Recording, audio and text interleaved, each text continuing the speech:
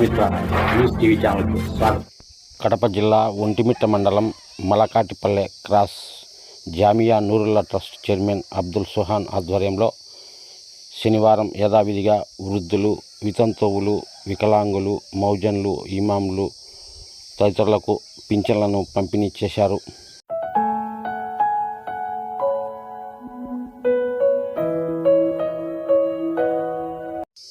ఎనభైవ స్వాతంత్ర దినోత్సవం సందర్భంగా ఆయన మీడియాతో మాట్లాడుతూ, సాటి మానవుల కష్టాలు తమ కష్టాలకు ఎవరైతే భావిస్తారో, సహకరిస్తారో, వాళ్ళకి సహాయం చేస్తారో, పేదరికాన్ని దూరపరుస్తారో, అందరూ కలిసిమెలిసి ఐకమత్యంగా జీవితాన్ని గడిపేటట్టు చేస్తారో అదే నిజమైన స్వాతంత్రం అన్నమాట. ఎవరైనా దానం చేస్తా అంటే ఆయనకి ఎట్లొచ్చింది, ఈయనకి ఎట్లొచ్చింది, అది ఎట్లొచ్చింది, ఇది ఎట్లొచ్చింది అనే వాళ్ళు కూడా చాలామంది ఉన్నారు.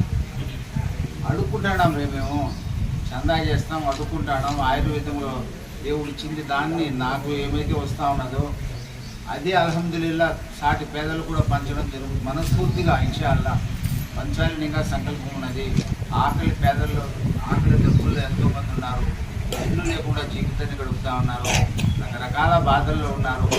యథార్థమైన మానవ జీవితానికి సార్థకత ఏమంటే సాటి సోదరులు మనం గమనించాలి. మనము ప్రశాంతంగా ఉన్నాం, మేమే సంపాదించుకున్నాం, మేము అన్నీ చూసినాం.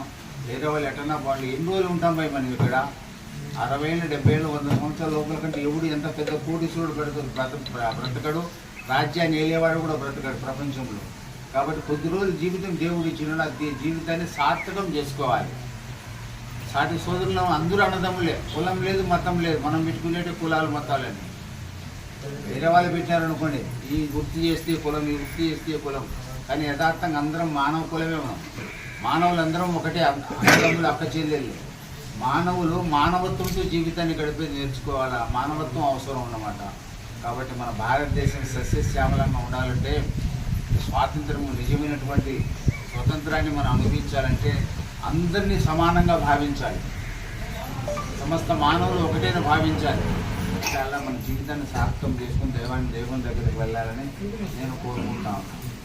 నిజమైన స్వాతంత్రము సోదరా పుల్లయ్య గారు, నిజమైన స్వాతంత్రం ఇప్పుడు అందరూ సమానంగా ఉన్నప్పుడు మనకు స్వాతంత్రం.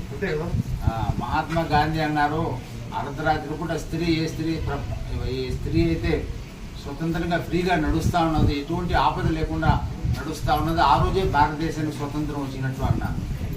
అది మహాత్మా గాంధీ అన్నారు. ఏమన్నారంటే ప్రపంచం బాగుపడాలంటే, సమస్త ప్రపంచం మానవులందరూ బాగుపడాలంటే హజరత్ ఉమర్ రదియల్లాహు గారి యొక్క పాలనగా మనం తీసుకున్నామంటే సమస్త ప్రపంచంలో తేడా లేకుండా జీవితాన్ని గడుపుతారన్నారు. హజరత్ ఉమర్ రదియల్లాహు గారి జమానాలో పులి, మేక ఒక రేవులో నీళ్ళు తాగుతూ ఉన్నాయి. అటువంటి రాజ్యము ఉమర్ రదియల్లాహు గారు రాజ్యాన్ని పరిపాలించడం జరిగింది. మనం కూడా పెద్దల యొక్క నమూనాలో మన జీవితాన్ని గడపాలి. వసుదైక కుటుంబం అంటారు. అంత సంతోషంగా ఉండాలని, మరి అందరూ కూడా కులమతాలు లేకుండా అన్నదమ్ముల మాదిరి జీవితాన్ని గడిపి ఒకరినొకరు సహకరించుకోవాలని నేను అల్లాహతో దువా చేస్తా ఉన్నాను. మనం ఆచరించే శక్తిని అల్లాహ్ మనకు ప్రసాదించుకోవాలి.